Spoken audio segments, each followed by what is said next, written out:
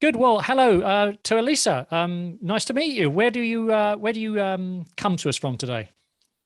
It's nice to meet you too. I'm in Calgary, Alberta, Canada, actually. Oh, now it's been very snowy recently, hasn't it? There, is that right? A few weeks ago. Yeah, we had a massive dump of snow out of nowhere. Well, it's not out of nowhere. We usually have like a couple of dumps of snow in the spring and summer. It's Yeah, really fun. yeah. So it's an area of extremes, isn't it? Your neck of the woods, because I know a guy lives there, and he just said, you go from baking hot in the summer to freezing cold and loads of snow in the winter. So that's interesting because I think that's an interesting metaphor because there's a lot of extremes with people's money, isn't there, at the moment, people's personal finances. There are people who are really struggling and really frightened, and there's other people who think, well, yes, okay, it's a little bit tricky, but they're booking holidays and having houses done up and all sorts. So that's the paradox of life, right? So, Alicia, tell us all about yourself and what you're up to. For sure. So, my name's Alyssa Davies. I wrote the book Financial First Aid, and I'm the founder of Mixed Up Money, which is a personal finance blog that is a safe, judgment free space for anyone who's interested in talking about money with someone they can actually resonate with. Mm. So you talk about money. Tell me a little bit more about what the motivation was behind creating that business and what motivated you and how you ended up sort of in that role. For sure. So in 2015, I was dealing with massive amounts of consumer debt. I had just started a new job. And ironically, I landed a position at a credit counseling organization. And I started doing my training. And when I was sitting in on the sessions where we were speaking with some of our clients, the realization came to me that I was our client. And if I didn't start to shift and change my financial habits, I would end up in their position because I was just working in marketing, just having a good time in my early 20s. And I did not consider the future at all. So I did what a lot of people probably do when they realize they're in trouble with their money. I went home and I started Googling, like, what do I do? How do I get out of debt? And I found a massive community of people that were talking about it openly. It wasn't taboo anymore. It was Mm. really comfortable. And I felt like maybe I could do the same. And so I built a blog just as a way to hold myself accountable while I repaid my debt. And it just blossomed into something that I'm super passionate about. Mm. Interesting. You say that you were doing this training for the counselling job or whatever it was, the money counselling job. And so in a way, I suppose you could see your future self, could you, if you didn't change your ways? Is that the realization, your sort of your wake up, your epiphany? Yes, absolutely. It was terrifying because I knew I wasn't doing well, but I didn't realize that it could get worse. In my mind, it was only what was happening today. I didn't consider the tomorrow. And why do you think that was? Why do you think not just that why a lot of people don't understand the implications that today lends into tomorrow and tomorrow does come, and that what we do today really determines who the future us is? Or in other words, why is it you think we're so disassociated from our future self, whether that's next week, next year, or 10 years?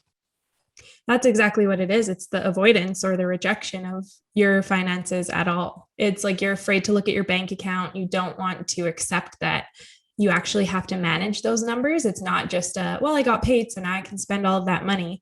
A lot of people are afraid to use a budget because it feels intimidating, but everyone's on a budget, whether they have a spreadsheet or not, because we only have a certain amount of money coming in. And so I think a lot of it has to do with shame because you don't know the answers to all the questions, and guilt because you feel bad about decisions you make when it comes to your money. Mm. So your upbringing, I mean, what sort of upbringing did you have? Was it very poor? Was it very palatial, or was it sort of just somewhere in between?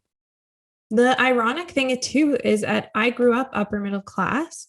So I have no excuse for the situation that I got myself into, really. But the issue is that we never spoke about money growing up. It wasn't something that we talked about other than I knew we were doing okay, obviously, because we had food, we had shelter, we were going on trips once a year. And so for me, I just assumed that it would come that easily when I became an adult. And when I went out on my own, it wasn't like that. Everything was so much more expensive than I ever could have imagined. I wasn't getting paid nearly what I assumed I would be paid. And I also didn't negotiate any of my jobs. So I just was taking this entry level salary every single time with no question.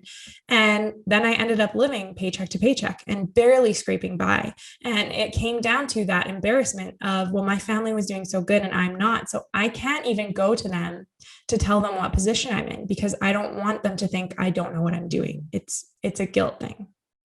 Now, that's interesting. Let's explore that a little bit more, because obviously I know in some of your writing, I think you do cover this area. But first of all, you didn't have a clear idea of what your current lifestyle was costing, did you? You guessed it, but you didn't really know it. So I want to explore that, get into the truth of what it costs. And secondly, you didn't determine, because you didn't know that number, you didn't know whether what you were being paid was what you needed.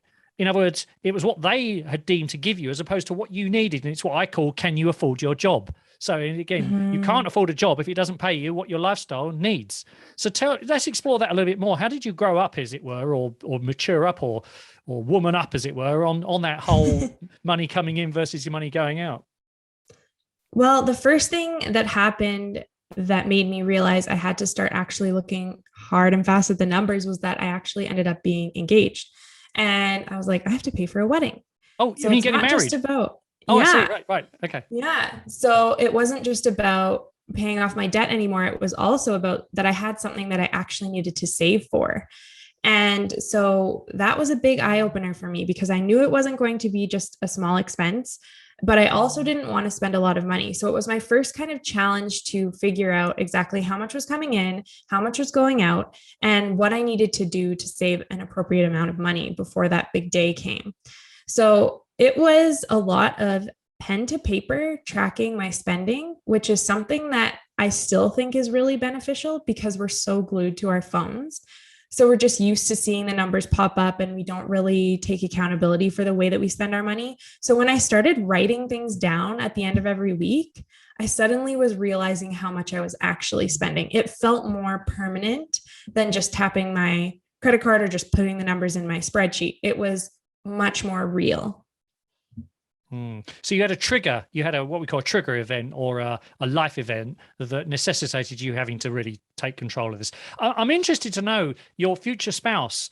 How did you fess up about your financial situation, your values, your goals, your capabilities, your skills, your blind spots, your strengths? I mean, how did that happen? I mean, was that before or after the I do, or you both agreed to get married? Well, we had kept everything separately for the first, well, we still keep a lot of parts of our finances separately, but we didn't talk about money at all. We just kind of floated through our relationship. Someone would cover money here, someone would cover money there, which isn't unusual. A lot of people do this. And it came eventually to a head where we were both upset because we felt like we were spending more than the other person. Both of us felt that way. And so we had to have a really long conversation about what equality in a relationship or what equitable splitting of our finances actually looked like. And that was when everything came out. Well, this is how much debt I have. I want to pay off the debt before we get married. These are my student loans. I also want those paid off.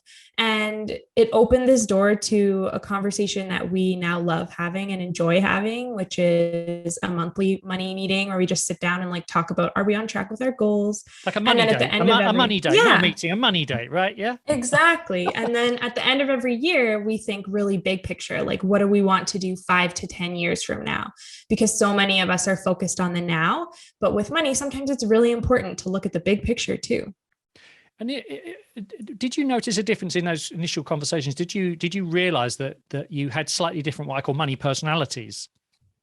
Yes, I think that was when I first started to see that everyone understood and used money differently. And it had a lot to do with how we grew up and how our parents used money.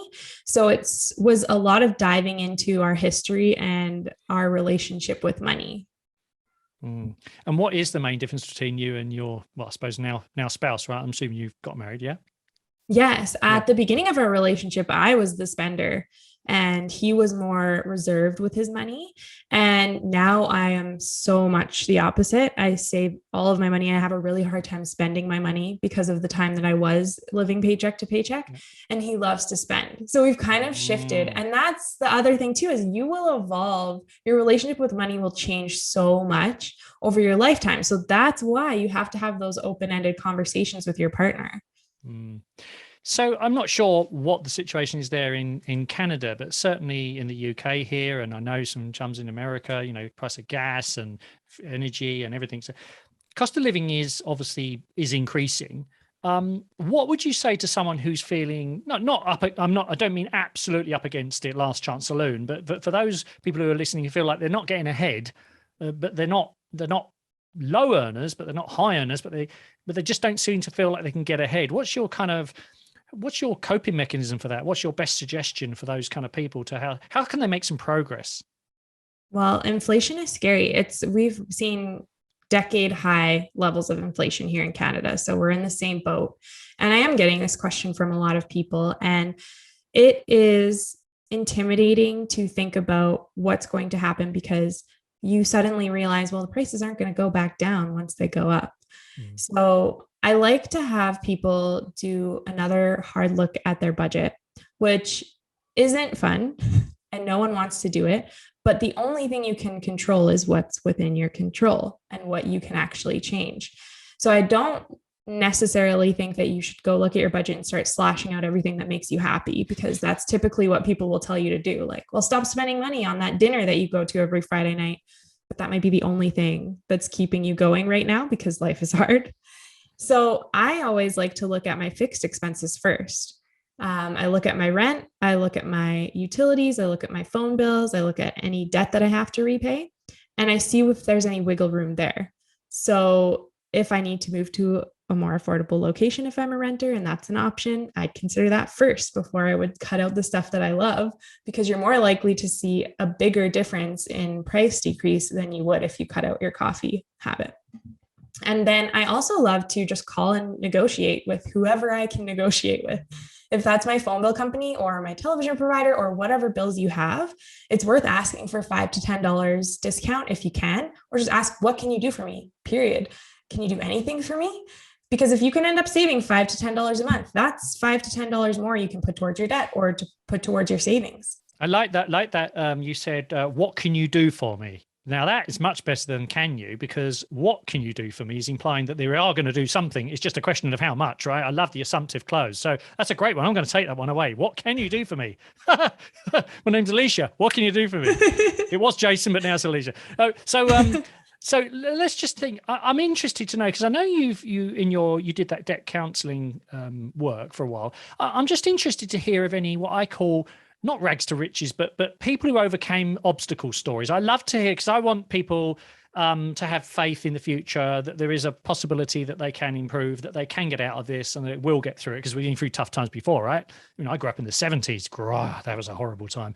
So I'm just interested to if there are one or two little stories of people who did overcome really what looked like insurmountable financial challenges and who came through the other side. Any that come to mind, or any that you've met since? Oh, yes. One that I'll never forget was a single mom. She came in and she had gotten stuck in the payday loan cycle because that's the easiest place to reach. It's really accessible for a lot of low income people, unfortunately. And she was really struggling with those collections agencies that continue to call you, put you in a really uncomfortable position, make you feel like you're not doing what you're supposed to be doing. And she's someone who it took a long time for her to come in because she was embarrassed. And it feels like when you have to ask for help when it comes to your finances, that you have like this scarlet letter on you and everyone's going to know that you are in that situation. And that's not the case. No one knows that you are asking for help. No one needs to know that you asked for help if it's something you want to keep close to your chest. But she was willing to do whatever she could do because she had children and she was the sole income provider for those children. And we were able to negotiate a really reasonable interest rate, which is what those debt counselors can do for you. That if you're scared or you don't feel confident enough to approach those negotiations yourself, you have options and you have people that can be on your side in those situations. So yeah, it was really awesome to see her come out the other side when she's doing it all on her own. Because as a mom myself, I cannot imagine having that much pressure to be the only source of income for your family. So the moral of the story is there. First of all, she sought help. There was help available, and there are in this country. There's Citizens Advice Bureau, Step Change, debt and counselling services. where, they've seen this before. You're not the only person. Get help, get someone to help negotiate for you if you can't do it yourself, restructure things. They'd rather have something than nothing, wouldn't they? And some of these debt companies will accept offers, won't they? I mean, if for instance you could borrow some money from your parents and pay, offer the debt company, I'll give you half the money or nothing. I'm not suggesting you don't pay your debts, but I'm just saying if you're really up against it, they will consider taking haircuts, won't they, on debts in certain circumstances? A lot of people don't realize that. At a certain point, the agencies and the lenders just want their money. They don't necessarily care how much it is. They just want to be paid so they can close your file. Yeah. So that mother then hopefully built the capability and the confidence to then start to be master of her own financial ship, right? So that's the key, is helping people help themselves. I'm just interested in any other insights that you learned, because I know you obviously got quite a few little anecdotes and tips in your book. I mean, just anything that comes to mind that you think might be worth people exploring more by getting a copy of your book and having the deep dive, as it were. Yeah, a lot of it is really focused on the ways that you can protect yourself and give yourself back the control when it comes to the anxiety that exists right now with so many unknowns. Because that's what the pandemic really brought forth, is that so many of us, we didn't want to talk about money. We didn't want to even consider the idea that we could be out of a job. That just didn't exist in our minds. And suddenly we were backed into this corner where we had to finally confront all of these potentials as they were happening in real time. And so it's kind of giving yourself those preventative measures so that you feel more confident that if something really terrible happens, you don't have to worry about it because you're already prepared. And that's what I've given myself. I'm such an anxious person.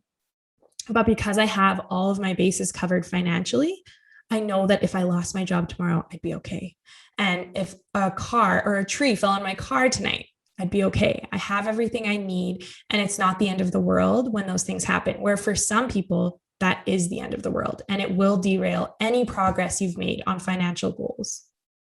It's about making what could potentially be a drama into a mere inconvenience, right? Not that you're pleased about it, but that you can cope with it. The boiler goes wrong. Okay, not great, but we've got the money there. So I'm just interested to know what your thoughts are, because Warren Buffett in the recent Berkshire Hathaway meeting said in high inflation times, the single most important thing that most working age people can do is invest in being the best version of them, because that's very difficult for people to beat you down on price if you're not the very best. So the example I give is I put every effort into being the very best financial wellbeing speaker that there is, whether it's online or keynotes or both. And I do everything, coaching, technology, you name it, to be the very best, which is why I charge a lot, right? And so I'm just wondering what your thoughts are on how, perhaps younger people who still got sort of working age stuff left in the tank, what you think, how you think they should approach investing in themselves. Well, the best way to invest in yourself is invest in your future.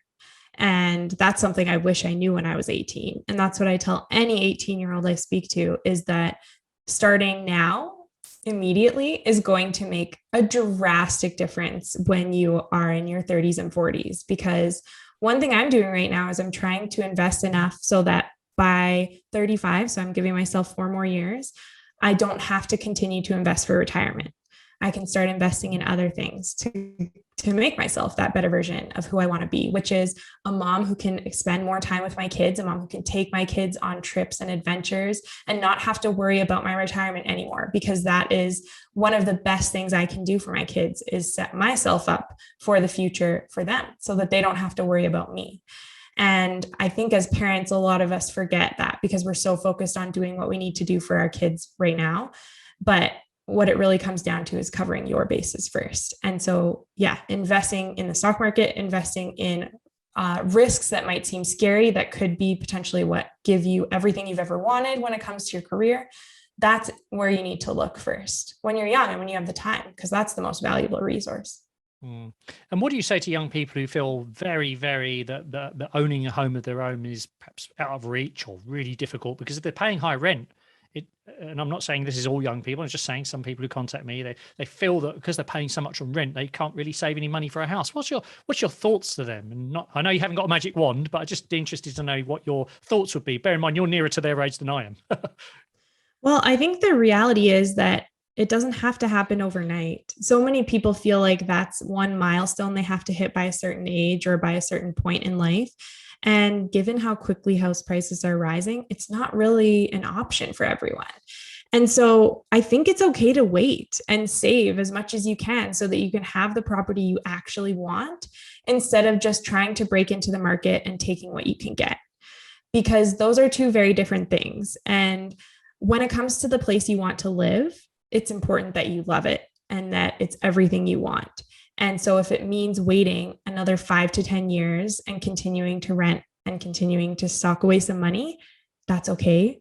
And you might realize you maybe don't even want to buy a home at all because it's just something that we hear and that we've been regurgitating our entire lives from what our parents said, like you need to own a home. And that might not be your reality. That might not be what you need. Well, Alicia, it's interesting. I'll just put my 2 pence worth in. I own several HMOs. These are houses of multiple occupation, so shared ownership, shared accommodation. So you can imagine everyone's got a lovely bedroom. There's a communal sort of lounge and kitchen. And they all pay a flat fee. And here's the thing, of all my tenants, and I've got several of these properties, they're all managed for me. In one of them, the boiler went wrong, £5,000. So that's about $8,000, right? Or US. Another one, shower went, the thing, had to get that done. Another one, window blew, had to get changed. Another one, the electric and gas doubled in the space of 3 months. But obviously they're all on agreed tenancies. So here's the thing, renting is not always bad. I know, because at the moment I'm making a lot less on mine than I was a year ago. One, because of dilapidations, and two, because of the increasing running costs. But here's the thing, those people know at least there's one fixed cost going out, and they're not having to worry about the running and the maintenance of the buildings. That's me and my managing agent's problems. And they've got the flexibility to move on when it's ready for them. So as I say, there's pros and cons always to both things. It's not always wasted money renting if it makes sense for you at your stage in your life, and also given the risks and the money that you're earning and what you want to go in the future. So just wondered if there's anything else you want to leave us with in terms of thoughts and ideas that and places where people can find out more about your material. Yeah. First, I just want to say, isn't it so funny how we say renting is throwing money away when you just listed several things that you had to throw money away on to keep your home running and to keep it as an asset? Yeah. So yeah, I love that you feel that way, because that's exactly how I view it too. The pros and cons. Like for me, I bought my home strictly because it provides me with the stability that I've always wanted, but it doesn't have anything to do with the financial side of it. And so I think we need to consider the emotional aspect too. So I love that. But yes, you can find my book, Financial First Aid, at any major book retailer. And I really hope it provides people with that feeling of confidence and security that a lot of us are really craving when it comes to our money.